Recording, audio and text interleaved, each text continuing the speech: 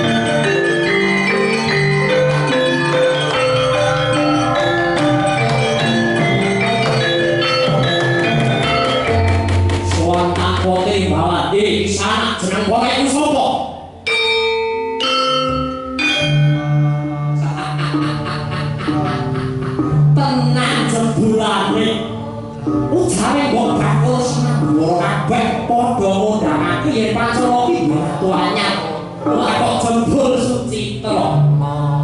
Nek bareng iki bawa lungguh genang sila tumpahan praja Pancala lah kok salin sloga. Kakang, yen pancen wali tak elingake aku iki mitramu lawas Kumbayana Kakang. Piye kabarmu, Kang? Orang ngirim pokok Prabu Deni Mitra aku yang makun dasar bocah iso ora wekal ora dene unggah ungguh sana jeneng para jenengmu gawangun aku ora mongso dari wong mitra karo wong loro saudara telu sauban kaya kowe nadyan salino sandhangan kaping 300 salino rupa kaping 1000 Kumbayana alake kowe Sucitra sing biyen ate dadi putra siswane ora kursi Balaroja rasane wis kok cetakan dulu digulung salin kasatikan lan dianggo putra dramaku ning bareng ninggali tanah Jawa bebasan kaca lali karo kulite Sucitra Kumbayana pancen tak akoni aku Sucitra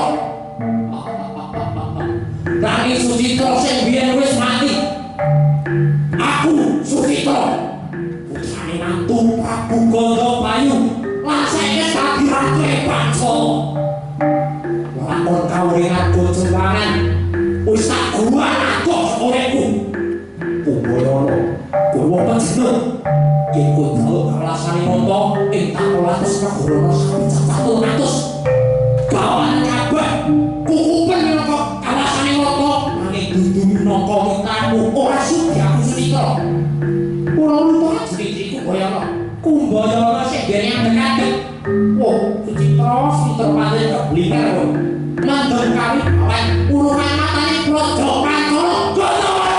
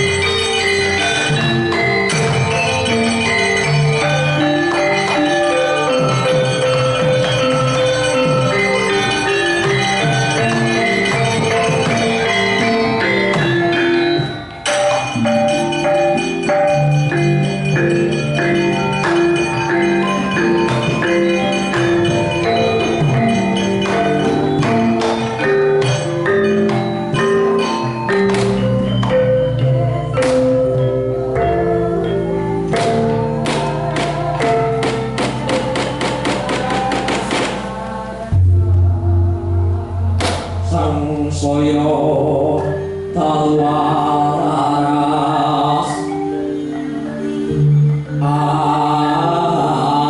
abyor sorot lintangku ada titi sonya madya ratri lumrang kandhang pos pita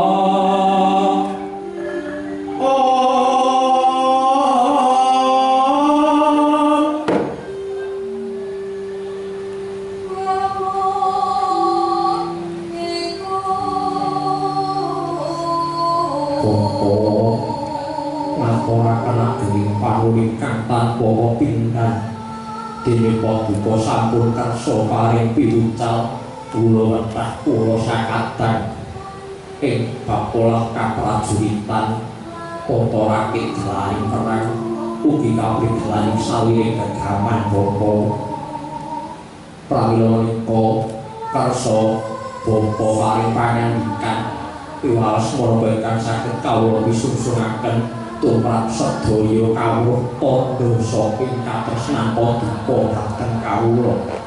Oh, lha. Wayah kudung manyar-manyar selikur dina prejanten butute kisah. Allah. Anakku nggal bocah bagus permati. Satone lega lila nggo saking kawruhku malah kowe. Wong ning pinggir to. Kacau wayah.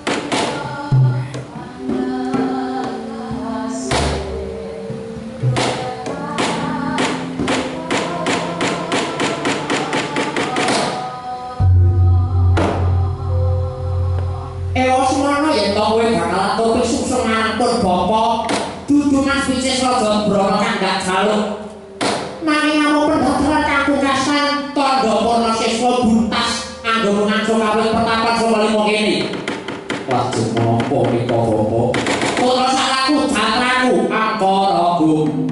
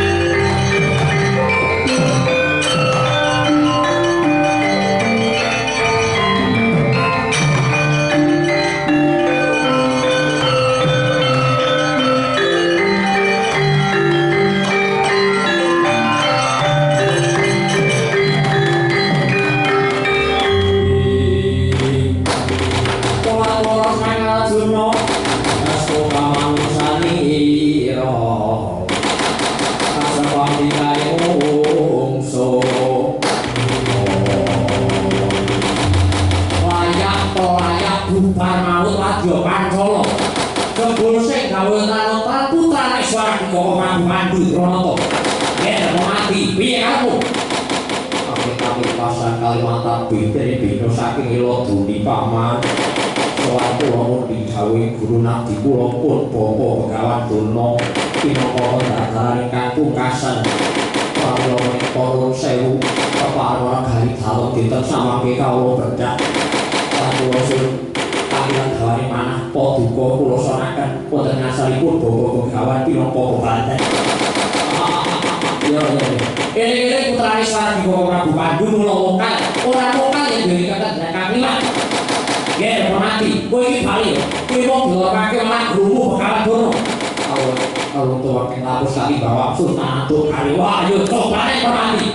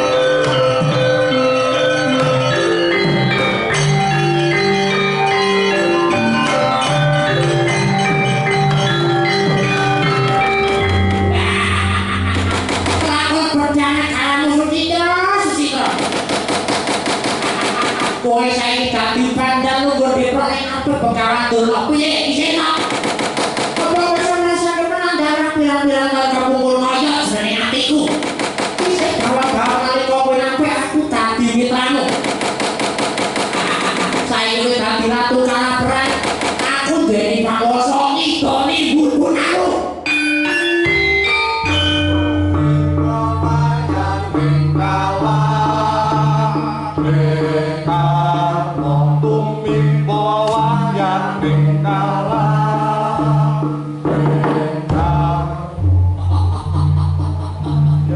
anakku wis lair.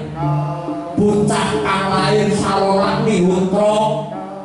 Lair sementara nakap jangkok lawan busana kasatriyan. Anakku terus tok semena.